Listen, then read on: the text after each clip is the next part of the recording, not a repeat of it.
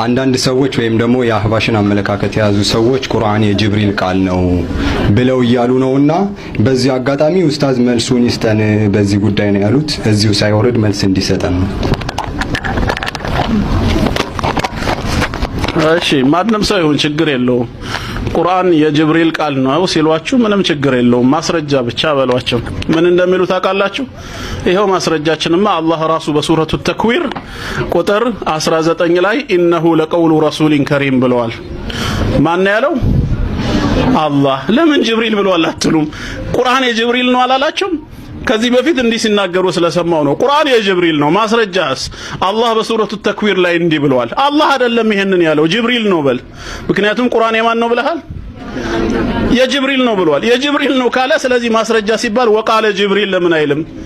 ራሳቸው የጅብሪል ነው የሚሉ ሰዎች ቃል አላህ ብለው ሲናገሩ ታያላችሁ። ከራሳቸው ጋር እንዴት እንደሚጋጩ እዩ። ይሄ መግቢያውን ልንገራችሁ ብዬ ነው።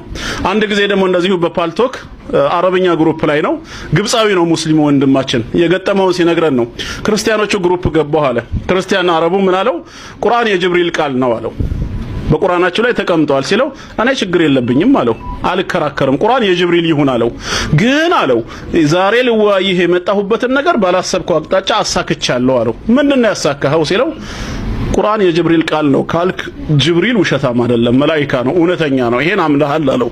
ስለዚህ ጅብሪል እውነተኛ ከሆነ ሱረቱል አሕዛብ ቁጥር 40 ላይ ማ ካነ ሙሐመዱን አባ አሐድ ሚን ሪጃሊኩም ወላኪን ረሱለላሂ ወኻተመ ነቢይን፣ ሙሐመድ ከወንዶቻችሁ ላልወለደው ሰው የማንኛውም አባት አይደለም፣ ነገር ግን የአላህ መልእክተኛና የነቢያት ሁሉ መደምደሚያ ነው ይላል።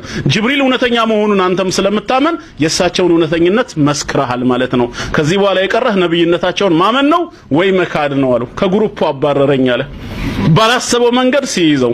አሁን ይሄ እንዳለ ሆነ ወደ ነጥቡ ስመጣ ቁርአን የጅብሪል ቃል ነው የሚሉ ሰዎች ምንድነው ማስረጃቸው ሲባሉ ኢነሁ ለቀውሉ ረሱሊን ከሪም፣ ይህ ቁርአን የክቡር መልእክተኛ ንግግር ነው፣ የክቡር መልእክተኛ ቃል ነው ብለዋል ይላሉ። ሁለት ቦታ ተጠቅሷል፣ ሱረቱል ሐቃና ሱረቱ ተክዊር። ሱረቱ ተክዊር ላይ ያለው ጅብሪልን ነው የሚገልጸው፣ ሱረቱል ሐቃ ላይ ያለው ረሱላችንን ነው የሚገልጸው። ነገር ግን ቃሉን ላየው ሰው ግን እንደውም የአላህ ቃል ለመሆኑ ትልቅ ማስረጃ ነው። እንዴት ከተባለ ረሱል ወደሚለው ላይ ነው። ኢነሁ ይህ ቁርአን አለ ለቀውሉ ረሱሊን የመልእክተኛ ቃል ነው ያለው፣ የጅብሪል አላለም። ወይም ደግሞ የነብይ ቃል ነው አላለም። የሙሐመድ ሰለላሁ ዐለይሂ ወሰለም ቃል ነው አላለም። ለቀውሉ ረሱሊን የመልእክተኛ አለ። ምንድነው ታዲያ ያገኛችሁት አዲስ ነገር ሲባል ረሱል የሚለው ላይ እንመጣለን። ረሱል ወይም መልእክተኛ የሚለው ቃል በውስጡ ሁለት ነገርን አቅፏል። አንድ